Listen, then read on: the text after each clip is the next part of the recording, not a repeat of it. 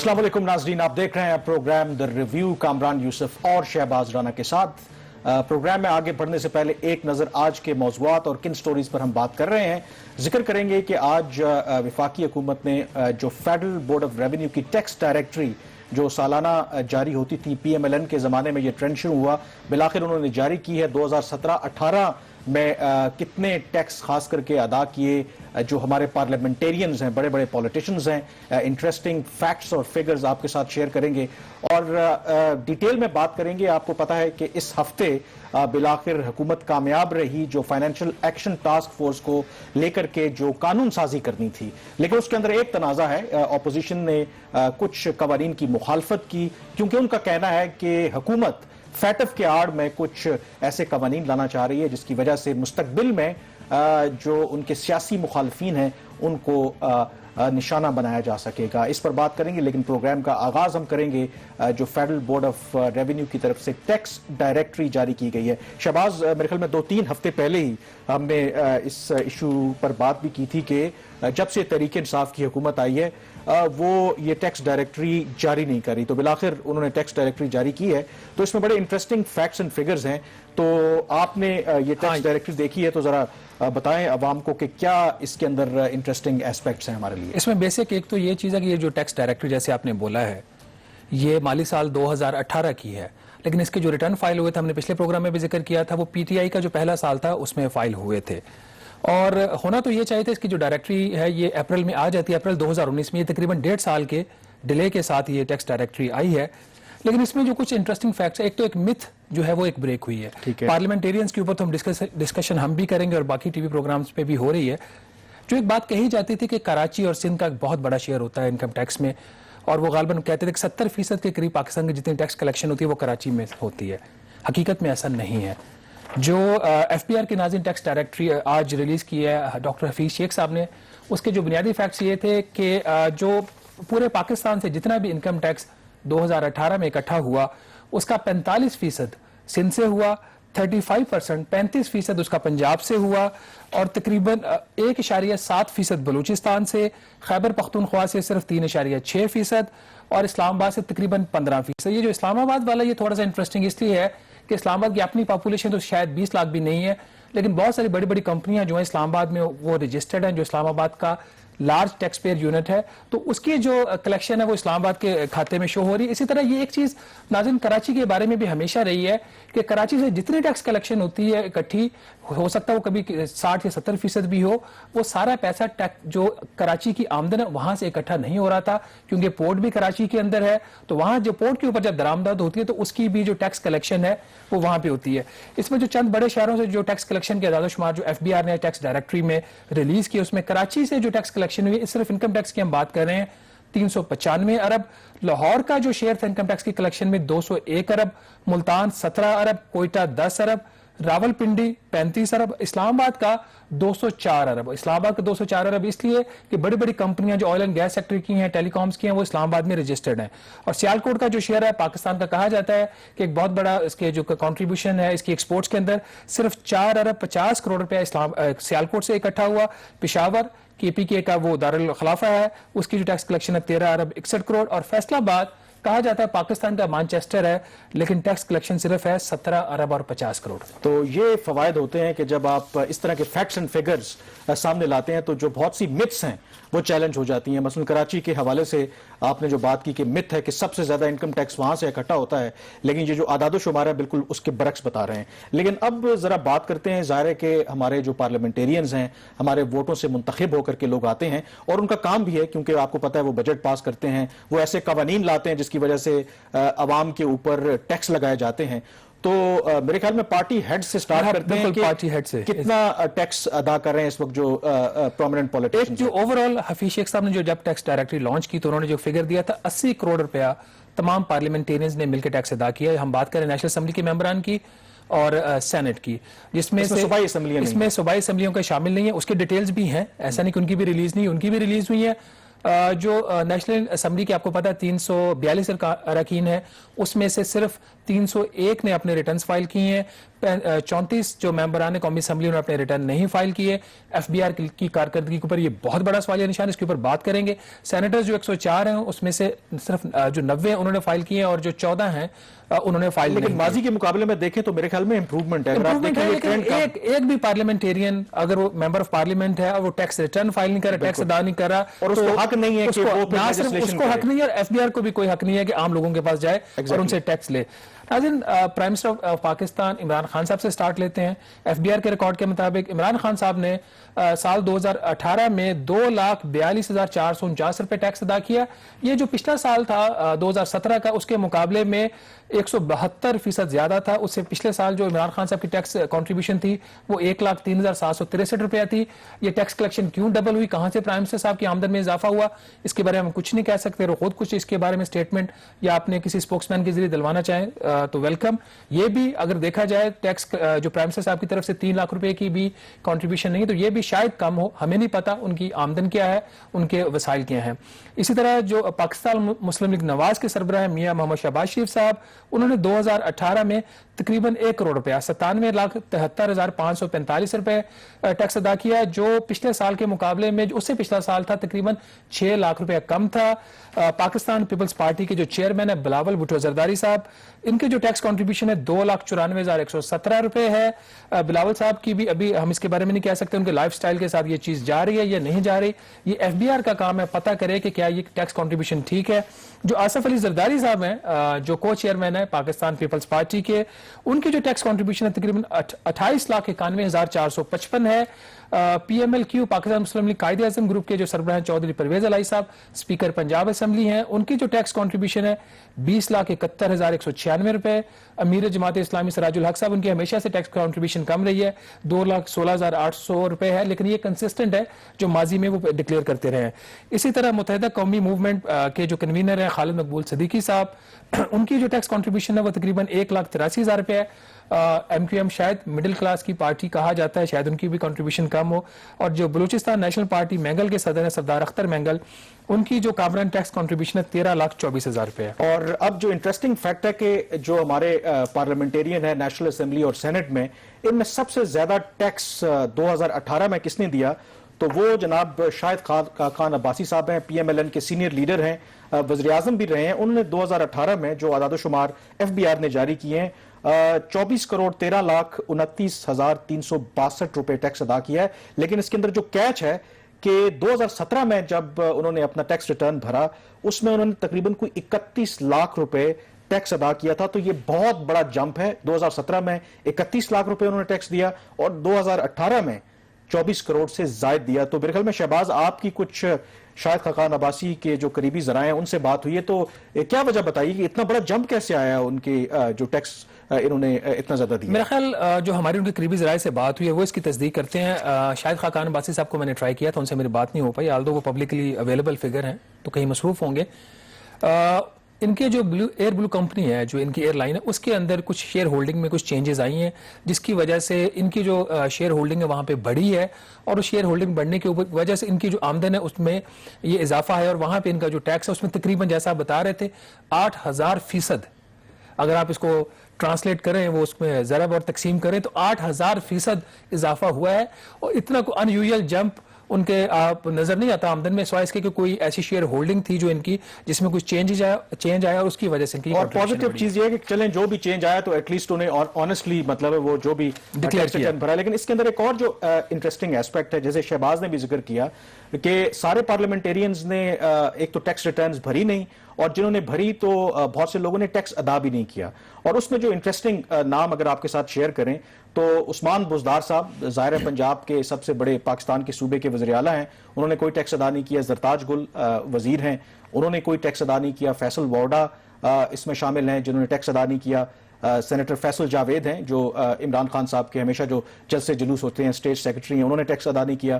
फैजल हसन चौहान साहब, नाज बलोच, आलिया हमजा मलिक, मखतूम जैन हुसैन कुरैशी और नुसरत वाहिद ने माली साल 2018 में कोई टैक्स जमा नहीं कराया। और इसी तरह से शहबाज, ये तो वो लोग हैं जिन्होंने टैक्स अदा नहीं किया, तो कुछ सरसरी एक नज़र वो लोग जिन्होंने शायद 1,000 रुपए से भी कम टैक्स अदा किया है, ये भी बड़ी इंटरेस्टिंग बात है। उसमें فاٹا سے ہیں جناب محمد آفریدی صاحب, انہوں نے کوئی 910 روپے ٹیکس ادا کیا. اسی طرح سے حلقہ 55 سے ایم این اے ہے طاہر صادق صاحب, انہوں نے 214 روپے ٹیکس دیا. حلقہ 224 سے ایم این اے ہے ذوالفقار باچانی صاحب, 388 روپے ٹیکس دیا. اسی طرح حلقہ 250 سے منتخب عطا اللہ صاحب نے 517 روپے ٹیکس دیا. پی ٹی آئی کی کمل شوزب کل 165 روپے. یار محمد رین صاحب انہوں نے کوئی 400 روپے ٹیکس ادا کیا. حالانکہ ان کے ایسٹس کی ڈیٹیل اگر آپ دیکھیں تو بندہ حیران رہ جاتا ہے یہ کس طرح سے انہوں نے مینج کیا ہے.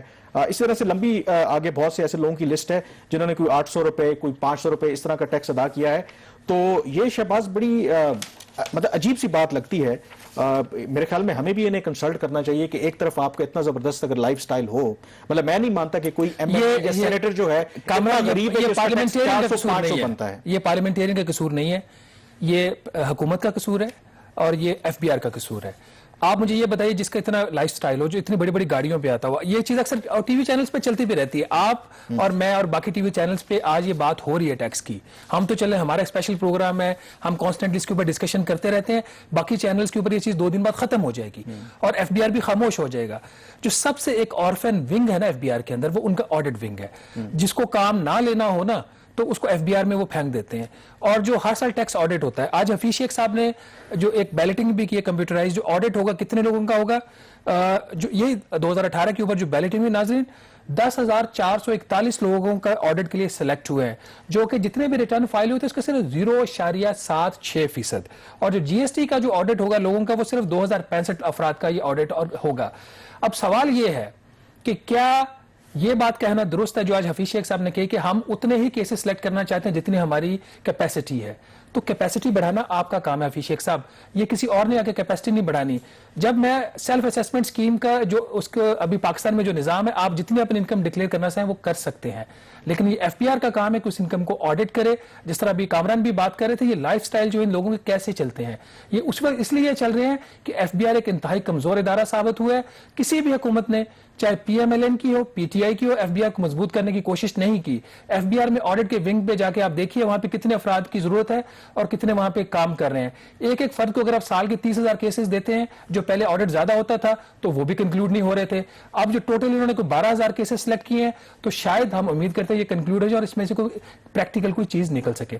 یہاں پہ ہم ناظرین چھوٹی سی بریک لیں گے اور بریک کے بعد واپس آئیں گے تو اس ایشو کے اوپر بات کریں گے اور مزید ہم ڈسکشن کریں گے ایف اے ٹی ایف کے معاملے کے اوپر. Stay with us. یہ پروگرام دی ریویو میں ایک دفعہ پھر آپ کو خوش آمدید کہتے ہیں. فائنینشیل ایکشن ٹاسک فورس کے حوالے سے جو لیجسلیشن اور جو کنٹروورسی ہے اس پر بھی بات کریں گے, لیکن اس سے پہلے تھوڑا سا ویو اپوزیشن کا بھی لے لیتے ہیں. جو ایف بی آر کی طرف سے ٹیکس ڈائریکٹری جاری کی گئی ہے اور اس پر بات کرنے کے لیے ہمارے ساتھ موجود ہیں سینیٹر ڈاکٹر مصدق ملک صاحب. تو بہت شکریہ, پی ایم ایل این سے ان کا تعلق ہے جوائن کرنے کا. تو یہ ٹیکس ڈائریکٹری دیکھ رہا تھا میں, تو آپ نے 25 لاکھ روپے 2018 میں ٹیکس دیا. یہ بتائیں کہ آپ کے اور بھی بہت سے کولیگ ہیں, مثلا فیصل ووڈا بڑے اچھے آپ کے دوست ہیں, زرتاج گل ہیں, انہوں نے تو کوئی ٹیکس نہیں دیا. تو آپ کو کوئی ٹیکس جو ریٹرن نہیں, امیر کا اثر ہے اس پر ڈائریکٹلی نہیں, تو انہوں نے تو ٹیکس کوئی نہیں دیا. وہی میں کہہ رہا ہوں اس حساب سے تو آپ بہت زیادہ امیر ہیں. نہیں, تو میں سوال آپ سے یہ کرنا, اسلام آباد میں گاڑیاں ساری ملا کے, تو میں مجھے اگر سوال اگر آپ پوچھتے تو میں سوال آپ سے یہی پوچھ رہا تھا کہ ایک طرف وہ آپ کے دوست فیصل ووڈا اتنے امیر ہیں, انہوں نے کوئی ٹیکس نہیں دیا, تو آپ کو لگتا ہے کہ وہ جو ٹیکس ریٹرن ان کے لائر بھرتے ہیں ان سے رابطہ کر لیتے, لگتا ہے آپ کا جو لائر تھا وہ ٹھیک نہیں تھا, مجھے لگتا ہے. نہیں, انہوں نے کوئی غلطی کی ہوگی, ٹیکس لائر کی ہوگی. میرا نہیں خیال کہ فیصل وارڈر صاحب کا یہ آپ جو اسٹیٹمنٹ دے رہے ہیں ان کی جس طرح ڈیولز ایڈوکیٹ اگر جو آپ بات کر رہے ہیں, ہو سکتا ہے وہ ان کا امریکن نیشنلٹی کا بھی ایشو تھا, ہو سکتا ہے اس وقت وہ پاکستانی نیشنل ہی نہ ہو. آپ یہ کہہ رہے ہیں کہ پاکستان سے باہر امریکہ میں ٹیکس جمع کرواتے ہیں, ہو سکتا ہے وہاں کروا رہے ہیں. اگر کرواتے بھی ہوں تو ڈبل ٹیکس ٹریٹی میں ادھر تو ڈکلیئر کریں گے نا سر. اس کا انہوں نے یہاں ریٹرن فائل نہیں, جی میرے خیال کچھ ایسا ہے جو کہ ان کی لائف سٹائل کے ساتھ نہیں جا رہا.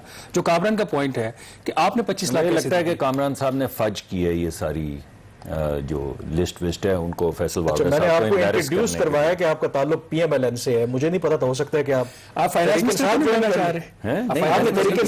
آپ ہمارے دوستوں کو امبیرس کر رہے ہیں پبلکلی. آپ نے کسی سرکاری افسر کا نہیں پوچھا, آپ نے فیصل وارڈر صاحب کا نام لے لیا, تو میرا جی چاہتا ہے. I like it sir, at least ادارے کے ساتھ کھڑا ہونا چاہیے. بالکل ٹھیک کہہ رہے ہیں. میں مجھے نہیں معلوم, آپ کو میرے خیال میں فیصل صاحب سے پوچھنا چاہیے. میرے خیال میں وہ صاحب حیثیت ہے, میرے خیال میں کچھ غلطی ہوئی ہوگی. لیکن ویسے جنرل آپ کا ویو کیا ہے؟ مطلب دیکھیں پی ایم ایل این نے یہ ٹرینڈ شروع کیا کہ دیکھیں ٹرانسپیرنسی ہونی چاہیے, لوگوں کو پتہ ہونا چاہیے جو ان کے منتخب نمائندے ہیں وہ کتنا ٹیکس دیتے ہیں, آپ لیجسلیشن کرتے ہیں. ان کے دور میں تھوڑا سا ڈیلے بھی ہوا لیکن اب انہوں نے جاری کی ہے, تو اٹس اے گڈ کہ آپ پبلکلی ڈسکشن ہو کہ کون کتنا ٹیکس دیتا ہے. مثلا شاہد خاقان عباسی صاحب نے 24 کروڑ سب سے زیادہ میرے خیال میں ٹیکس دیا ہے, تو اٹس اے گڈ تھنگ میرے خیال میں. جی, شاہد خاقان عباسی صاحب میرے خیال میں پاکستان میں بھی تیسرے یا چوتھے بڑے ٹیکس پیئر تھے, اور پھر اسی وجہ سے ان کو پھانسی کی چکی میں رکھا گیا, آپ کو یاد ہوگا. اور پارلیمنٹ میں ان کو چور بھی کہا جاتا ہے. جی جی, اور ہمارے قانون ہے نا, آپ کو معلوم ہے ہمارے ہاں قانون ہے کہ اگر آپ نے BA سے زیادہ آپ کی ڈگری ہو تو آپ C کلاس میں نہیں رہتے. تو انہوں نے تو UCLA سے بھی پڑھے ہوئے ہیں, اور واشنگٹن سے بھی انہوں نے DC سے ماسٹرز کیا ہوا ہے. پھر ایک قانون ہے کہ اگر آپ پارلیمان میں رہے ہوں تو آپ کو C کلاس میں نہیں ڈالتے, تو وہ تو کیونکہ وزیر اعظم رہے ہیں اور پارلیمان کے تو ممبر ہونا ہی پڑتا ہے اس کے لیے. اور تیسرا یہ کہ اگر آپ ٹیکس پیئرز ہوں تو کتنے کروڑ بولا آپ نے؟ 24 کروڑ ٹیکس دینے کے بعد وہ پھانسی کی چکی میں ان کو قید رکھا گیا غیر قانونی طور پہ. یہ ہو رہا ہے آپ کے ساتھ. چلیں میرا خیال مین ٹاپک پہ آ جاتے ہیں. جواب ہمیں مل گیا مین ٹاپک دوسرے مین ٹاپک پہ, کیونکہ اس وقت جو مصدق ملک صاحب کا مجھے موڈ لگ رہا ہے نا, یہ میٹھی میٹھی کلاس لے رہے ہیں, آپ کو اندازہ نہیں ہو رہا. یہ اپنی پارلیمنٹ کو ڈیفینڈ کر گئے, باوجود اس کے وہ ٹیکس کم پے کرتے ہیں. نہیں, میرا مطلب دیکھیے, میں نے آپ کے سامنے جو ٹیکس دیا ہے, میری ساری انکم ہر چیز جو ہے وہ FBR کے پاس ہے. اسی طرح شاہد عباسی صاحب نے ٹیکس دیا, آپ نے ذکر کیا ہے. آپ نے فیصل وارڈر صاحب کا ذکر کیا ہے, مجھے لگا غلطی ہوگی کیونکہ میں ان کو جانتا ہوں, اور میرے خیال میں وہ وزیر ہیں, وہ ٹیکس بھی اپنے یقینی طور پہ صحیح فائل کرتے ہوں گے. تو آپ چیک کر لیں کہ اس میں کچھ غلطی ہے. پھر اس کو دیکھ لیتے ہیں, ہو سکتا ہے FBR سے ٹائپنگ کی کوئی غلطی ہوگی ہو, کوئی مسئلہ کوئی بھی ہو سکتا ہے. ناظرین, اس ہفتے جو کافی ایک پروڈکٹیو ویک رہا, اس میں پارلیمنٹ کے اندر بہت زیادہ لیجسلیشن ہے, اور اپوزیشن باوجود اس کے کہ اس کو عددی برتری حاصل تھی حکومت کے اوپر, وہ اپنے جو بلز تھے وہ نہیں رکھوا سکے, اور وہاں پہ جو اپوزیشن کی موجودگی میں برتری کے باوجود وہ بل سارے پاس ہوئے. دو چیزیں اس ہفتے بہت امپورٹنٹ ہوئی. پارلیمنٹ کا جوائنٹ سیشن, اس کے اوپر کافی ڈسکشن ہوئی, لیکن ایک جوائنٹ گروپ جو ہے FATF کا, اس کی بھی ایک میٹنگ اسی ہفتے ہوئی. وہ ورچوئل میٹنگ تھی, فارن آفس میں ہوئی 15 اور 16 سپٹمبر کو, اور اس میٹنگ کے اندر پاکستان نے اپنی جو پروگرس تھی وہ پیش کی ہے FATF کے سامنے. اس کو جو کو چیئر کر رہے تھے مکاؤ, اور بھارت کے جو آفیشلز تھے وہ اس کو کو چیئر کر رہے تھے. یہ ورچوئل میٹنگ تھی. اگر کرونا وائرس نہ ہوتا تو شاید پاکستان ابراڈ جاتا ہے, ہمارے آفیشلز وہاں جا کے یہ میٹنگز ہوتی. اس میں کامران جو باٹم لائن ہے, آپ کو پتا ہے کہ ہم اس میں گرے لسٹ کے اوپر ہے جون 2018 سے, اور ہمیں ایکسٹینشن مل رہی ہیں. آخری ایکسٹینشن ہماری جون 2020 کی تھی, کرونا کی وجہ سے ہمیں 3 ماہ کی اور لائف لائن مل گئی. لیکن اب اس میں میری جو سورس انفارمیشن ہے, ابھی مصدق ملک صاحب سے بھی ہم پوچھیں گے کہ یہ جو 10 قوانین پاس ہوئے ہیں, اس کا ہمیں کوئی بہت زیادہ فائدہ فوری طور پر اگلے ہفتے جو FATF کی پلینری ہونے والی ہے اس میں نہیں ہوگا. اگلے مہینے اس میں جو FATF سے ریلیٹڈ جو صرف 2 قوانین ہیں, اینٹی ٹیررزم ایکٹ اور اینٹی منی لانڈرنگ ایکٹ, یہ اس FATF کی جو 27 ایکشن پلان ہے, اس 27 میں سے ہم 14 پہ آلریڈی امپلیمنٹ کر چکے ہیں. ہماری پروگرس سم ہاؤ سیٹسفیکٹری, اور 13 پہ نہیں ہے, تو یہ اس میں ہمیں مدد کرے گی. باقی جو 8 قوانین ہیں اس کا جو فائدہ ہمیں ہوگا, ہمارا ایک اور پروسیس ہے, وہ ہے میوچل ایویلویشن رپورٹ, جو ہماری اکتوبر 2019 میں جو Asia Pacific group on money laundering ہے اس نے اپروو کی. اصل ہمارا پرابلم وہاں پہ ہے. حکومت نے یہ سارے موقع کا فائدہ اٹھا کے وہ جو لیجسلیشن جو کرنے کی ہمیں ضرورت تھی وہ کروا لی, لیکن ایسا پینٹ کیا جا رہا ہے کہ اگر یہ لیجسلیشن نہ ہوتی تو شاید ہم بلیک لسٹ ہو جاتے. ایسی بات نہیں ہے. چلیں, تو میرے خیال میں ڈاکٹر صاحب سے اس حوالے سے پوچھتے ہیں. گورنمنٹ کہتی ہے کہ ظاہر ہے کہ قومی مفاد کا معاملہ ہے, اگر ہم لیجسلیشن نہیں کرتے تو ہم بلیک لسٹ میں چلے جائیں گے. بلیک لسٹ میں جائیں گے, اس کی اپنی امپلیکیشنز ہیں. لیکن آپ کا کیا کنسرن تھا, کیوں آپ نے اس قومی مفاد کے جو قوانین تھے اس کے حق میں ووٹ کیوں نہیں دیا, آپ نے کیوں مخالفت کی آپ نے؟ آپ یہ بتائیے مجھے, ویسے میرے جی میں تو یہ آیا کہ میں آپ سے پوچھوں کہ اور کون کون وزیر ہے جن کے ٹیکس سے فائر ہیں؟ زرتاج گل کے بھی ہے, اور بھی نہیں, وہ تو وزیر ہیں, ان کو تو باقاعدہ تنخواہ ملتی ہے. تنخواہ ملتی ہے, لیکن وہ ٹیکس ان کا غالباً وہ نہیں لگا. اور سینیٹر فیصل جاوید ہیں, وزیر نہیں ہے, بٹ فیاض الحسن چوہان بھی ہیں. اچھا جی, کمال ہوگی. چلے, تو بڑی عجیب بات کی. ٹاپک پہ ہے نا, آپ کو اپوزیشن کم سے کم یہ کیس تو کر لے. نہیں, ہمیں تو یہی لگتا ہے آپ کو غلط فہمی ہو رہی ہے. لیکن قومی مفاد کے جو قوانین ہیں گورنمنٹ یہ بتائیے مجھے, ماشاءاللہ آپ دونوں اہل خرد ہیں, اہل قلم ہیں, ذرا یہ بتائیے کہ قومی مفاد کا تحفظ جو ہے اس کی پاسداری کرنے کے لیے جو مسودہ ہے اسے کیا کہتے ہیں؟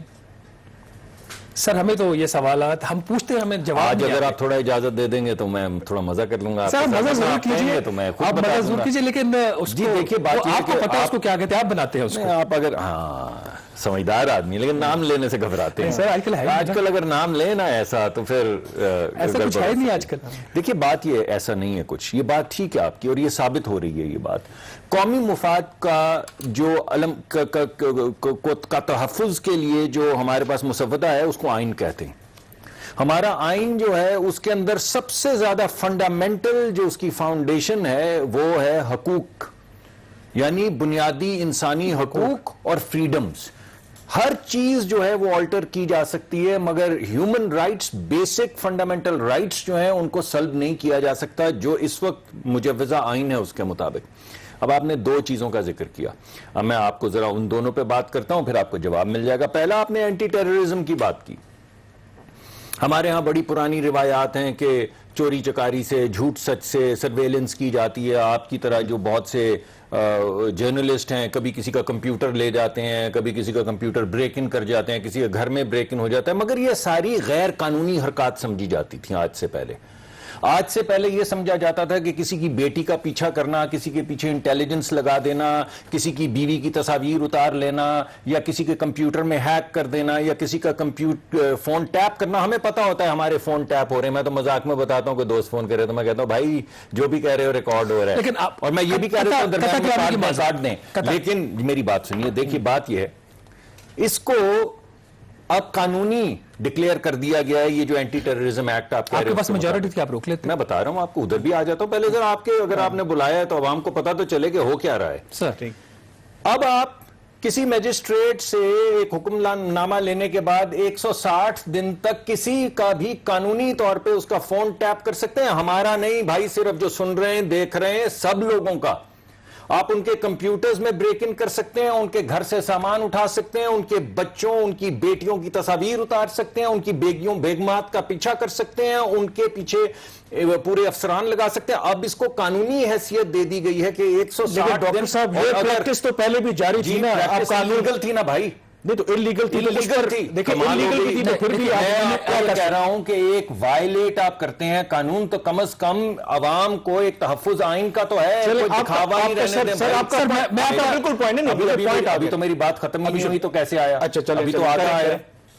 اگر 160 دن تک تسلی نہ ہو تو اس کے بعد 160 دن اور پیچھا کر سکتے ہیں, یعنی پورے سال میں 360 دن ہے. پروویژن یہ دی گئی ہے کہ 160 اور 160 یعنی 320 دن 365 ڈیز میں سے آپ کے کمپیوٹر ہیک ہو سکتے ہیں, آپ کے فون ٹیپ ہو سکتے ہیں, آپ کے بچوں کے پیچھے لوگ جا سکتے ہیں, آپ کی تصاویر اتاری جا سکتی ہیں, آپ کے گھر کے اندر سے چیزیں اٹھا.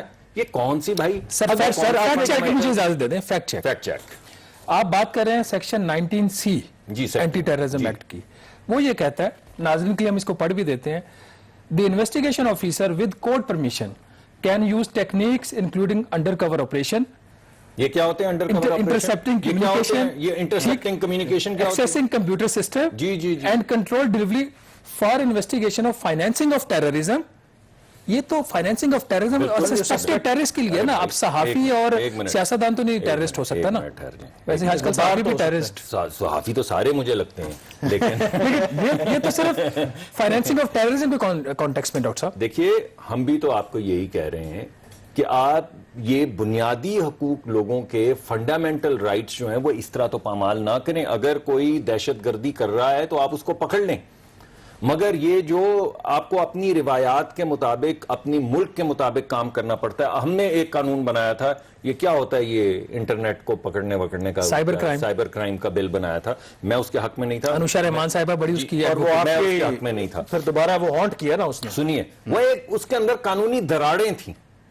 وہ دراڑیں جو تھی انہوں نے پورا ایک بر اعظم جو ہے اس کو اپنی گرفت میں لے لیا. آپ کے ساتھ جب پروگرام کرتے ہیں نا, ہمیں ایک پرابلم آتا ہے. جی وہ کیا؟ ہمارا ٹائم رن آؤٹ ہو جاتا ہے. تو آپ مجھے 2 سیگمنٹس آپ کو 2 سیگمنٹ, لیکن پہلے ذرا میں ایک بات کروں. اب چھوٹی سی بریک کے بعد چھوٹی سی بات کر لوں پھر بریک.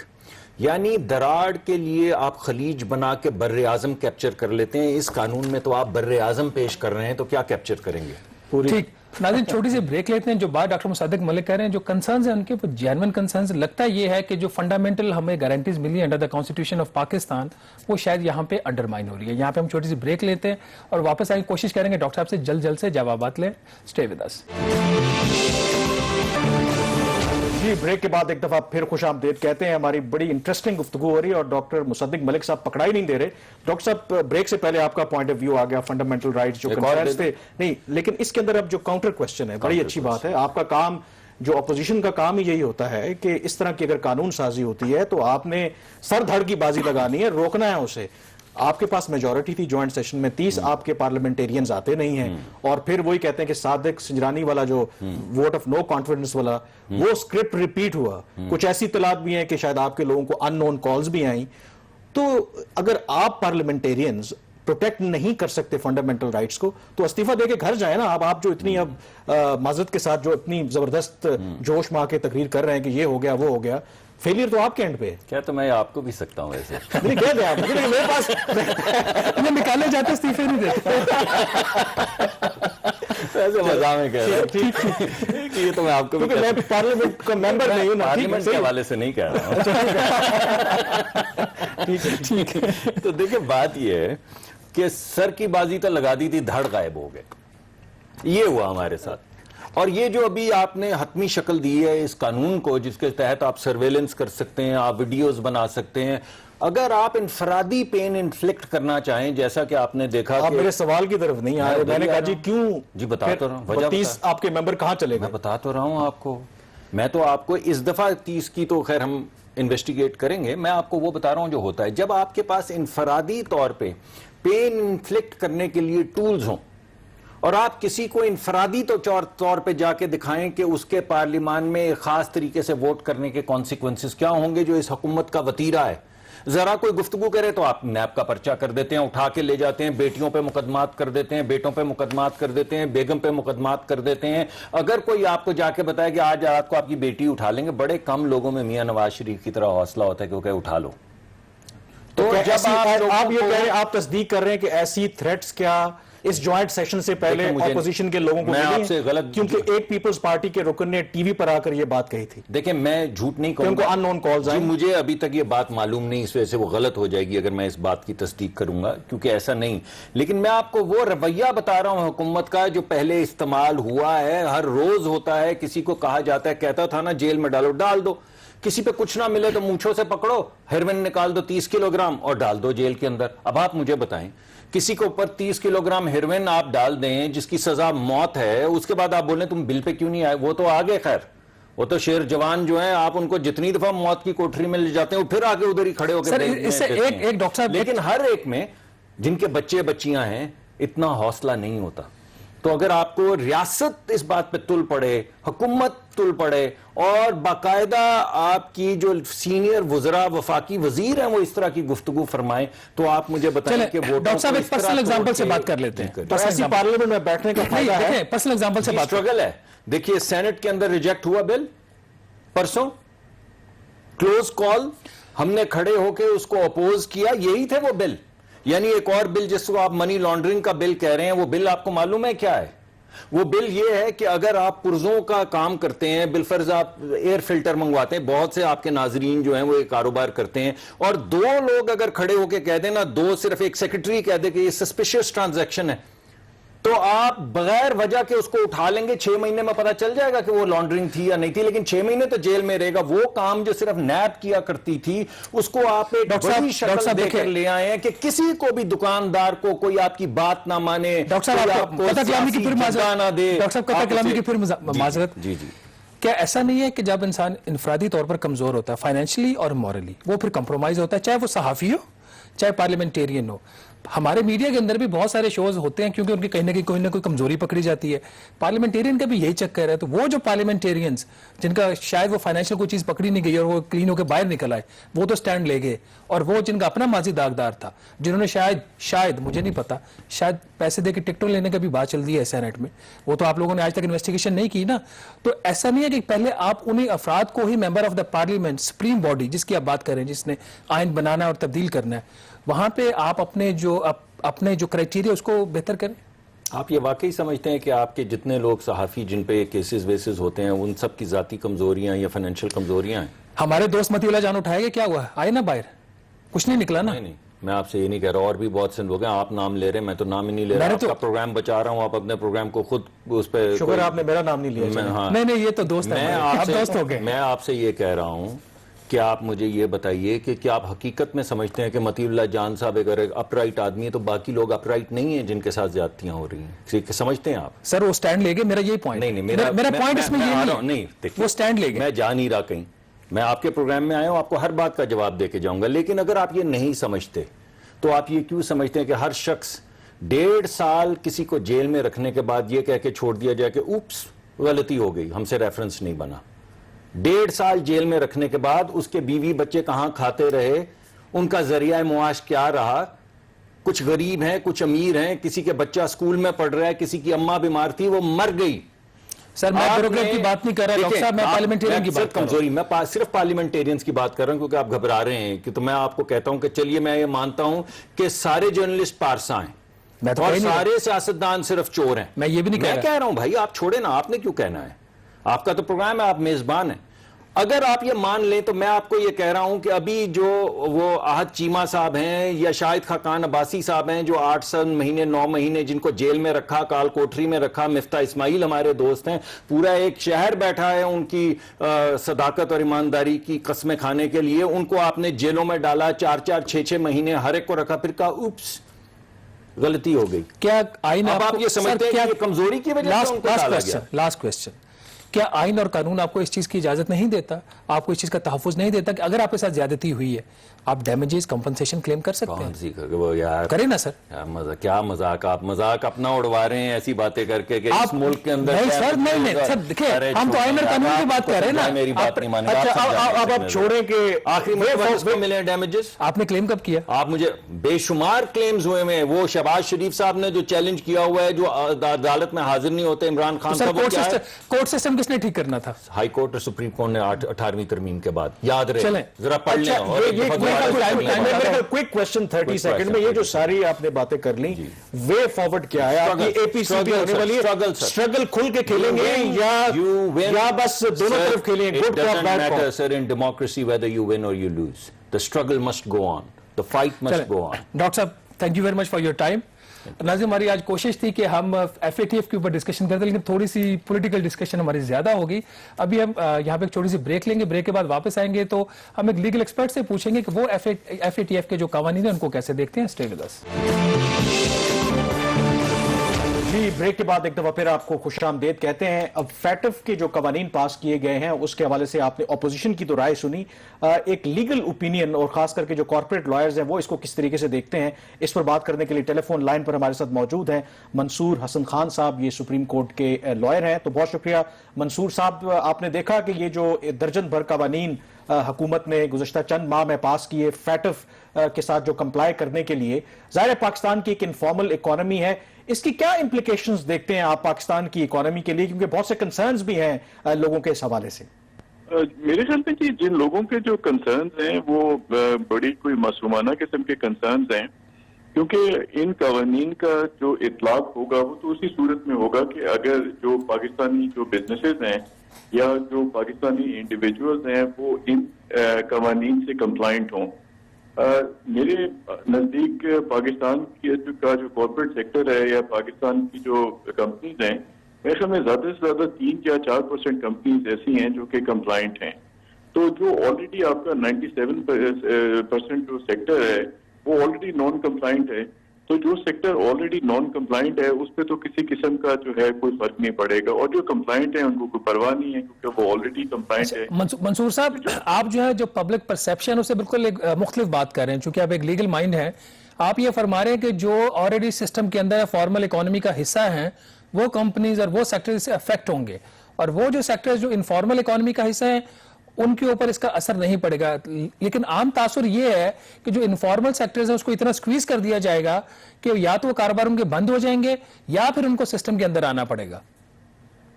نہیں رامن صاحب دیکھیں، یہ بالکل جسے کہتے ہیں نا ایک بالکل معصومانہ سی ایک پرسیپشن ہے، کیونکہ سکویز تو وہ ہوں گے نا جب ان لاز کی کوئی اپلیکیشن ہوئے گی.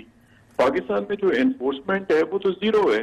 تو آپ جتنا مرضی جو ہے وہ لاز کو اسٹرکٹ کر لیں, آپ جتنا مرضی اچھے اچھے خوبصورت قسم کے لاز لے آئیں, جب انفورسمنٹ زیرو ہے تو وہ اس سے کیا فرق پڑتا ہے. وہ انگریزی کا ایک محاورہ ہے کہ you can not fool all the people all the time.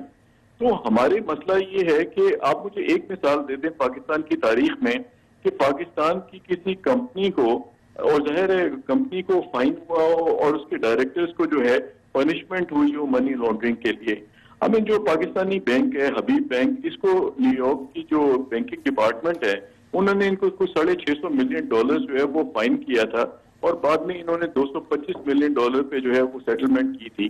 اب ٹھیک ہے امریکن جو تھے انہوں نے تو ان سے $225 ملین لے کے سیٹلمنٹ کر لی, لیکن بیسکلی جو کرائم کمٹ کیا تھا وہ تو پاکستانی بینک نے کیا تھا جس کا پاکستانی ریگولیٹر تھا.